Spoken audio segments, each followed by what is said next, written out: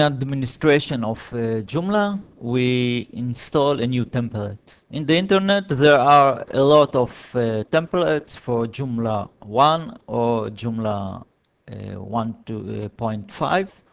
And in this case, this is Joomla 1.5, and we install a new template for this Joomla.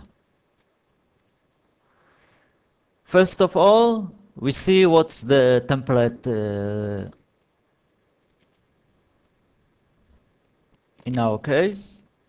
This is the basic template that Joomla built in Joomla 1.5 come built in.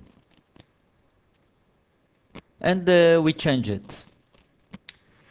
I download a template, new template,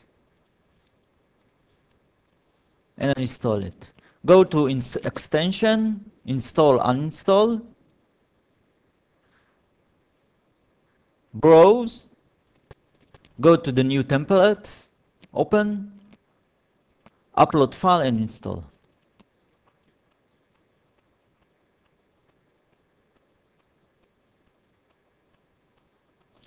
Install template success. They tell us that the template was installed. Go to template manager. This is the new template. Remark and click on default. We go to the site, refresh, and this is the new template. It's easy and it's very simple.